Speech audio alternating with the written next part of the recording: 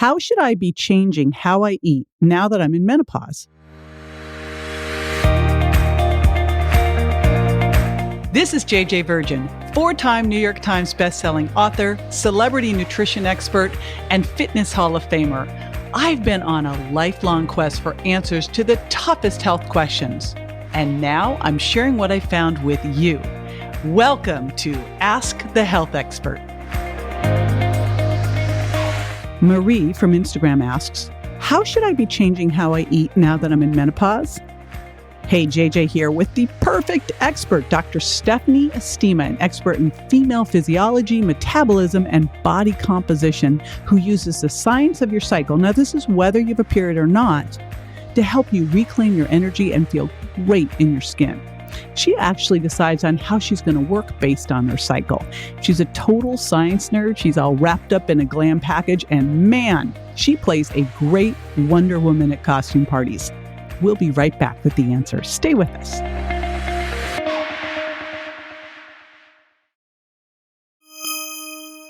I love this question so much because women, in my opinion anyway, I feel like it is a very strong opinion that women, we just get better as we age, right? So we become more comfortable in our skin. We sort of know what we stand for and know what we don't stand for. And from a metabolic and from a body composition perspective, this is also a time where we want to be understanding how we change. So one of the things that we have a tendency to see with women who are in like sort of late stage of perimenopause and then in through and beyond menopause is that we become more insulin resistant as we age. So what that means is that your cells become more resistant to the effects of insulin. And when we think about insulin does lots of things, but it is the fed hormone. Its job is to take nutrients or substrates for energy and put them into the cell. So we want to take the glucose that's in the blood and put it into the cell. We want to take the amino acids that insulin sees in the blood and put it into the cell. That is the job of insulin. And as we age, your cells do not respond as well to insulin anymore. So we may see a natural tendency to see more blood glucose levels creeping up, and your ability to get the nutrients from the blood into the cell becomes impaired. Now, of course, there's ways that we're going to talk about in terms of how we can fix that.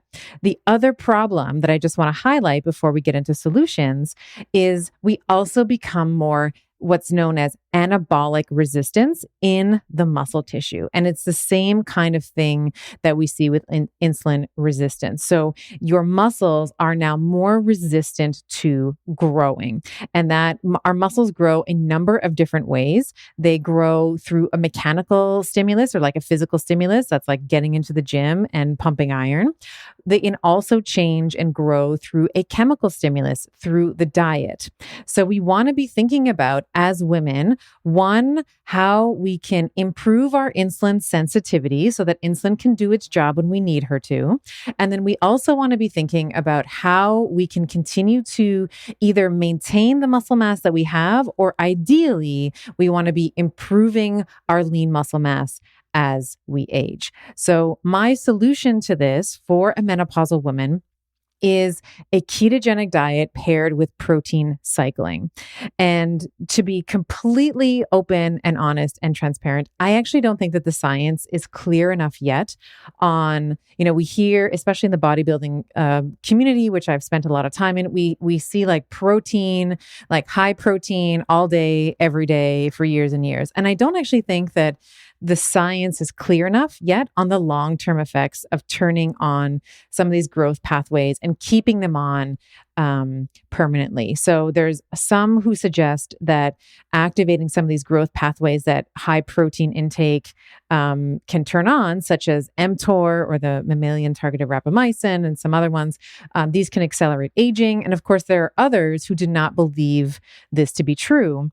And this is especially, important as we age, because we actually start to need more protein, right? We need more protein to get the same effect in terms of our muscle protein synthesis. So my solution here is really blending a lot of the science, and we do protein cycling. So we have weeks where your protein levels are very high, and then we turn it off for a week where we bring the protein not low, but we bring it to a moderate level. So you always have the minimum effective dose to be able to maintain your lean muscle mass and to keep the muscles sensitized, but we don't always have this high protein environment.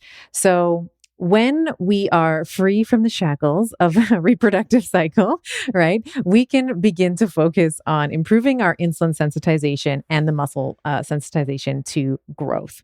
So I know we're going to talk about training, hopefully a little bit later, but obviously resistance training, super important here, right? That's going to help with your insulin sensitization and your muscle sensitization together, because this is like the physical stimulus that's helping muscles grow. But in terms of your diet, we are going to keep a relatively low carbohydrate environment. And I also like to say menopausal women are still cyclical, right? We are maybe not reproductively cyclical anymore, but you are still a woman who follows a certain rhythm, a certain cadence. So I love for a menopausal cycle for a woman to be eating lots of like yummy fats that are going to keep you full. You're not going to want for anything. You're never going to feel deprived. And then you're going to be super smart and selective about your carbohydrates. So very similar to the woman who is in her reproductive years, you will have weeks 1 and 3 as a ketogenic protocol. Resistant starches, super duper important for a woman in her menopausal years. And resistant starches, we could probably do like another entire podcast on this. And I'm sure you've done this on your pod before, JJ, but resistant starch is really important for beauty sleep, really important for healing the gut lining. So if you've ever think that you have leaky gut or increased intestinal hyperpermeability, butyrate, which is one of the byproducts of you consuming resistant starches, helps to heal that. So many good things. So resistant starches, things like green banana flour, green plantain flour, raw potato starch, even cold rice. You can like take, leftover cold rice from the fridge. That's also a source of resistant starches too. So 70, 20, 10, weeks 1 and 3. And then weeks 2 and 4, I love, again, for you to either do like a 50% fat, 40% protein, and then 10% carbohydrate. Or you can also do like a 40, 40, 20. So 40 fat, 40 protein, 20 carb. The whole point here is that your carbohydrate intake is relatively low, but you're having lots of green leafy vegetables, things that don't have like a really high glycemic index or a glycemic load. And this is how a menopausal woman should be thinking about creating her meals or building out her plate as she moves into menopause. This is JJ with Ask the Health Expert. I do this 5 times a week, so make sure you never miss a show by going to subscribetojj.com.